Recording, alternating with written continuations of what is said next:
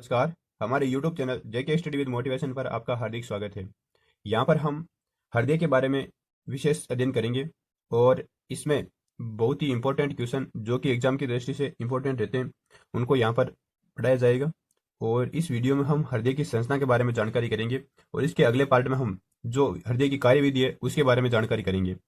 तो यहाँ पर हम देखते हैं कि जो हृदय है उसको पढ़ने के लिए, हृदय के बारे में पढ़ने के लिए हमें कौन से बिंदु है जो याद होने जरूरी है। हृदय, अब देखिए हृदय में पढ़ने के लिए हमें क्या क्या चाहिए। तो पहली बात करते हैं हम महाधमनी। ये महाधमनी हमेशा शुद्ध रक्त, शुद्ध रक्त का अर्थ क्या है? O2 प्लस रक्त, जो ऑक्सीजन युक्त रक्त है उसे हम क्या कहेंगे? महाधमनी प्रवाहित होगा और उसे क्या कहेंगे? शुद्ध रक्त। क्या कहेंगे? शुद्ध रक्त। दूसरी जो वाहिनी है उसका नाम है महाशिरा।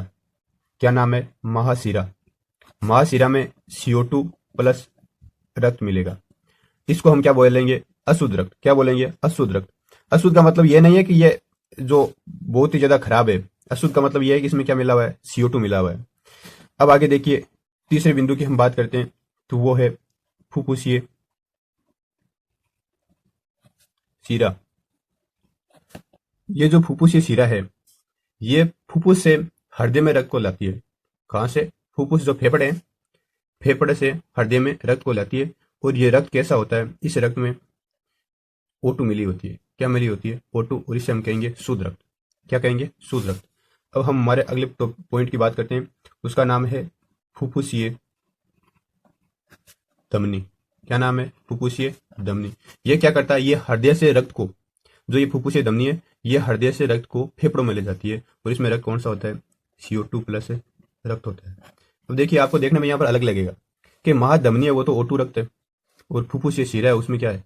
O2 रक्त है। तो यहाँ पर ध्यान रखना है कि धमनी के साथ महा नाम जहां पर भी जुड़ा हो अर्थात महाधमनी हो वो क्या करेगी?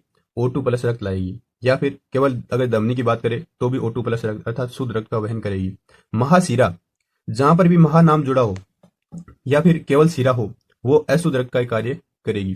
परंतु अगर फुफ्फुस जुड़ जाए शिरा के साथ तो वह शुद्ध रक्त का कार्य करेगी और फुफ्फुस जुड़ जाए धमनी के साथ तो वह अशुद्ध रक्त का कार्य करेगी। इसी प्रकार अगर हम बात करते हैं जो किडनी है किडनी में, इस किडनी को क्या बोलते हैं? उर्वरक। और इसमें फुफ्फुस के अलावा क्या नाम मिल सकता है हमें? उर्वरकीय धमनी। तो वो भी क्या करेगी? अशुद्ध रक्त को वहन करेगी। और उर्वरकीय शिरा तो वो क्या करेगी? शुद्ध रक्त का वहन करेगी।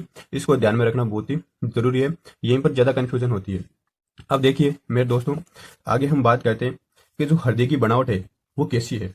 तो हृदय की बनावट हमारी जो बंद मुट्ठी है, हमारी बंद मुट्ठी है उसके आकार का हृदय होता है।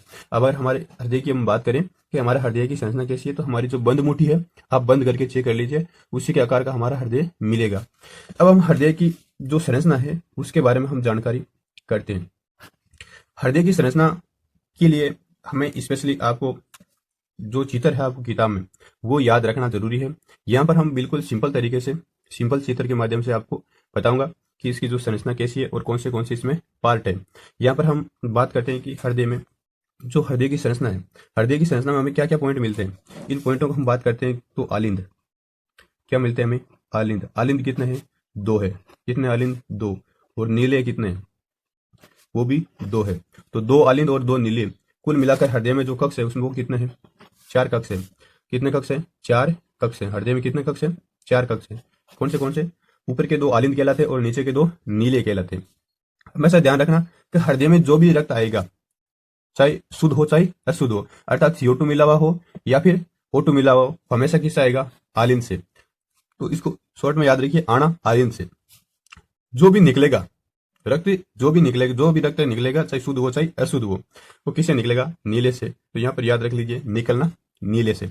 अब हम बात करते हैं कि हृदय के जो 4 कक्ष हैं उनके बारे में बात करते हैं। और जो हृदय की बनावट है उसका चित्र आप ध्यान रखिए और आप किताब से अच्छी तरीके से उसको याद रखने की कोशिश कीजिए और 2-3 बार प्रैक्टिस कर लीजिए। हृदय का चित्र आपको आसानी से समझ में आ जाएगा।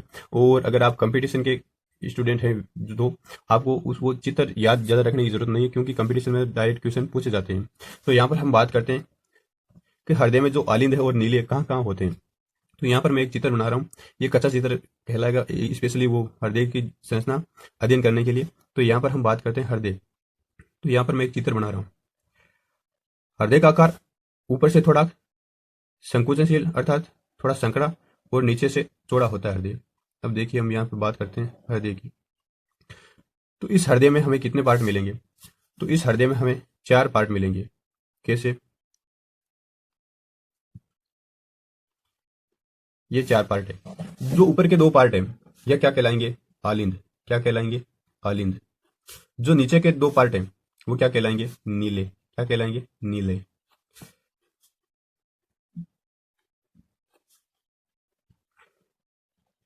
अब देखिए जो हमारा फुफ्फुस है, फेफड़ा, ये इस साइड में है। फेफड़े क्या है? फेफड़े। तो ये हमारे जो फेफड़े हैं वो इसमें कितने पार्टों में बंटे हुए हैं? वो भी 2 पार्टों में बंटे हुए हैं। अब फेफड़े फेफड़े हमारे हृदय में, हृदय से हमेशा किस ओर होते हैं? दाईं ओर होते हैं। किस ओर होते हैं? दाईं ओर होते हैं हमेशा। फेफड़े के किस साइड में होते हैं? दाईं ओर। तो जो इस साइड का भाग है ये क्या कहलाएगा? दायां पार्ट है, दायां आलिंद और दायां नीले। और जो उस साइड का पार्ट है वो क्या कहलाएगा? बायां आलिंद और बायां नीले। अब देखिए हम बात करते हैं कि हृदय के चारों ओर एक आवरण पाया जाता है, वो भी मांसपेशियों का बना होता है। क्या पाया जाता है? हृदय के चारों ओर एक आवरण पाया जाता है और इसमें एक द्रव अवस्था में पदार्थ भरा रहता है। इस आवरण के अंदर द्रव अवस्था में पदार्थ भरा रहता है और इस आवरण को हम क्या कहते हैं? हृदय आवरण। क्या कहते हैं? हृदय आवरण। और इसमें जो पदार्थ पाया जाता है उसे उसे हम क्या कहेंगे? हृदयावरणी द्रव्य। ये किस लिए पाया जाता है हृदयावरण? कि अगर मान लीजिए बाह्य कोई आघात है, पहले तो हम बात करते हैं कि जो हमारी पसलियां होती है उनके अंदर रहता है हृदय, तो उसका चोट लगने की कोई चांस ही नहीं है। फिर भी अगर बाई चांस कोई आघात आ जाए तो जो हृदयावरण है इस पर ही चोट आए और इस द्रव पदार्थ की वजह से इस हृदय की जो पेशी है उस पर कोई प्रभाव न पड़े, इसके कारण इसमें क्या पाया जाता है? इसलिए हृदयावरण पाया जाता है। और हृदयावरण में हृदयावरणीय द्रव्य पाया जाता है जो कि हमारी बाहरी आघातों से रक्षा करता है। तो इसमें कंफ्यूज होने वाली बात नहीं है। अब हम देखते हैं कि जो ऊपरी 2 आलिंद है और नीचे के 2 नीले हैं, उनसे कौन सी जो वाहिनियां वो जुड़ी रहती है। तो आलिंद से पहले हम बात करते हैं कि जो हमारे शरीर में अंग है, क्या है? अंग जो भी है, हाथ पैरों के हो, चाहे हमारे जो उत्सर्जन और पाचन तंत्र में जो भी अंग शामिल हो उनकी बात करें, हमारे मस्तिष्क की बात करें, जो भी अंग है उनमें जो ऊर्जा निर्माण होता है तो उसके फलस्वरूप हमें CO2 प्राप्त होती है। कौन सी गैस प्राप्त होती है? CO2। तो CO2 क्या है? एक प्रकार की अपशिष्ट गैस है हमारे शरीर के लिए। क्या है? अपशिष्ट गैस। अगर इसको हम बाहर नहीं निकालें तो बहुत ही विषैली हो सकती है और उसमें व्यक्ति की मृत्यु भी हो सकती है। तो इसके कारण इसको बाहर निकालना जरूरी होता है। तो CO2 प्लस रक्त, ये बाहर निकालने का कार्य कौन करता है? रक्त ही करता है। तो CO2 प्लस जो रक्त है उसको ले जाने का कार्य कौन करेगी? महाशिरा। देखिए यहाँ पर ऊपर आपको पहले बताया था, क्या नाम बताया था? महाशिरा। याद कर लीजिए। तो महाशिरा, महाशिरा अंग से, महाशिरा अंग से रक्त को कहां पर ले जाएगी? हृदय में। कहां पर ले जाएगी? हृदय में। अब देखिए कौन सा रक्त है? CO2 प्लस रक्त है और हृदय के दाएं पार्ट में, हृदय के दाएं पार्ट में। अब हम बात करते हैं जो महाशिरा जुड़ी हुई है हृदय के दाएं पार्ट से, तो दाएं आलिंद में रक्त जाएगा। क्या जाएगा? दाएं आलिंद में रक्त जाएगा। अब दाएं आलिंद से नीले में जाने के लिए यहां पर एक वाल्व होता है और ये वाल्व त्रिवलित होता है। त्रिवलक एवी वाल्व। क्या नाम है? त्रिवलक एवी वाल्व। एवी वाल्व, एवी का पूरा नाम क्या है? तो यहां पर मैं लिख रहा हूं एवी का पूरा नाम। एवी बराबर एंट्रियो वेंट्रिकुलर, एट्रियो वेंट्रिकुलर वाल्व। इसको लिख लीजिए और जो भी बातें मैंने नोट करने की, जो भी आपको पढ़ाई है उनको नोट कीजिए जरूर, क्योंकि उसको याद रखने में हमें आसानी होगी। जो भी बातें उनको नोट कीजिए ताकि हम आसानी से याद रख पाए। अब देखिए हम बात करते हैं जो CO2 प्लस रक्त है उसको कौन लेकर आएगी? दाएं आलिंद में महाशिरा। अब महाशिरा दाएं आलिंद से, जैसे ही दाएं आलिंद में की जो कैपेसिटी है उसके अनुसार रक्त यहाँ पर फुल होगा तो त्रिवलक वाल्व है, ये वाल्व खुल जाएगा और इस वाल्व खुलने से जो रक्त है वो किस में आएगा? हमारा जो दाया नीली है उस नीले में आएगा। ये नीले, इस नीले से क्या जुड़ी रहती है? यहां तक ले जाने के लिए, सॉरी, इस नीले से डायरेक्ट ही कर देते हैं। इस नीले से जुड़ी रहती है फुफ्फुसीय धमनी। क्या जरूरी रहती है? फुफ्फुसीय धमनी, जो कि CO2 प्लस रक्त को ले जाने का कार्य करती है। अब आगे हम बात करते हैं कि जो हृदय में फिल्टर हुआ रक्त है, अर्थात जिसमें क्या फेफड़ों में जो फिल्टर हुआ रक्त है वो फेफड़ों से कौन लेकर आएगी हृदय में? तो फुफ्फुसीय शिरा। कौन लेकर आएगी? फुफ्फुसीय शिरा। तो फुफ्फुसीय शिरा क्या करते हैं? जो भी शुद्ध रक्त है अर्थात ऑक्सीजन मिला हुआ रक्त है, क्या मिला हुआ है? ऑक्सीजन मिला हुआ रक्त है, उसको बाएं आलिंद में और बाएं आलिंद से बाएं नीलिया में जाने के लिए यहाँ पर क्या होता है? 2 बार कुंडलित द्विवलक एवी वाल्व होता है। क्या होता है? द्विवलक एवी वाल्व होता है। और इस वाल्व से ये रक्त किसमें आता है? बायां नीलिया में, और बायां नीलिया से यहाँ पर महाधमनी। किसके द्वारा? महाधमनी। तो इस प्रकार ये जो हृदय की बनावट है इसमें हमें क्या क्या मिलेगी? 2 आलिंद और नीचे के 2 नीलिये, 2 यहाँ पर वाल्व मिल जाते हैं और एक हृदयावरण है, और महाधमनी, महाशिरा, फुफ्फुसीय धमनी और फुफ्फुसीय शिरा मिलेंगे। तो इस प्रकार जो हृदय की संरचना है उसको हम सामान्य तरीके से पढ़ रहे हैं यहाँ पर। और इसके चारों ओर एक आवरण पाया जाता है, उसे क्या कहते हैं? हृदयावरणी द्रव्य कहते हैं, हृदयावरण कहते हैं। और इसके अंदर जो पदार्थ पाया जाता है उसमें क्या मिलता है? हमें हृदयावरणी द्रव्य मिलता है। तो हृदय के चारों ओर जो आवरण है उसे क्या कहते हैं? हम हृदयावरण कहते हैं। और इसके अंदर जो द्रव्य पदार्थ रहता है उसे क्या कहते हैं? हृदयावरणी द्रव्य कहते हैं। अब हम बात करते हैं कि ऊपर के 2 आलिंद नीले की अपेक्षा आपको देखने में यहाँ पर क्या लग रहे हैं? छोटे। तो वास्तविकता में आलिंद नीले की अपेक्षा थोड़े छोटे होते हैं और नीले का साइज थोड़ा बड़ा होता है।